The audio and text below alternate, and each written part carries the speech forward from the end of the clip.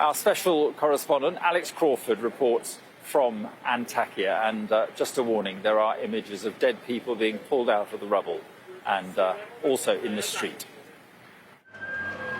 Help has finally arrived in Hatay, and it is now here in bucket loads.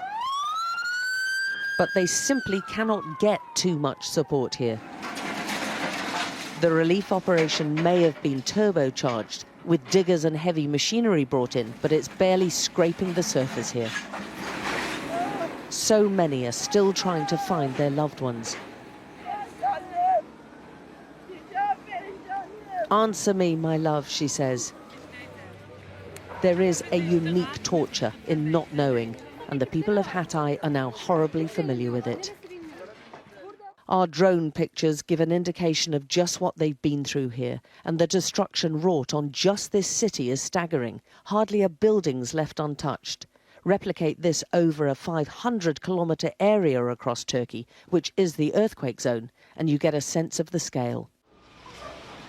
So the relatives keeping vigil are forced to endure this grim scene continually, bodies being pulled out repeatedly. The waiting is over for someone each time, only to be replaced by fresh suffering. Volunteers brought van loads of donated supplies, but they seem pitifully inadequate for the crushing needs here.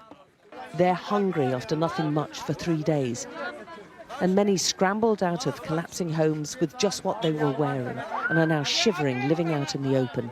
So warm clothes are eagerly snatched. And coats are worth fighting for. They've been through a terrible trauma, and it's not over yet. What did you manage to escape with?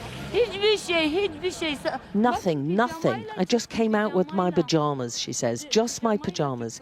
We left without taking anything. They don't have time to deal with the large numbers of dead right now, so the corpses are left near where they're found.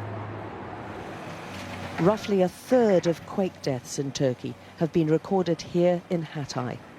President Erdogan has admitted mistakes were made early on, and many here in Hatay believe their relatives paid the price for those shortcomings.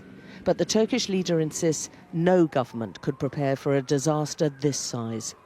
So Red One are going to move out first. There have been offers of help from 45 countries, but the first international search and rescue team we've seen in Hatay is a 77-strong group of firefighters from Britain. They've come with disaster skills, 4 sniffer dogs, specialised equipment and lots of hope.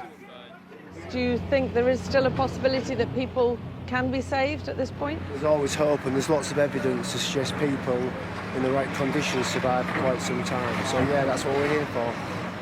And their expertise is much needed. As soon as they're spotted, they're asked for help. Have we had any knocking, any noises, any people out? They're not sure. They've been on the ground for less than half an hour, but the British team are getting ready for their first search for survivors. The sniffer dogs are crucial, and the teams also brought seismic listening devices, concrete cutting and breaking equipment, but it won't be easy. Got lots of information about the type of collapse, the type of survivable voids, the likelihood of people in there. I've had an indication from the dog. All we're going to do is recording all of that information now and then deciding whether to send a team here.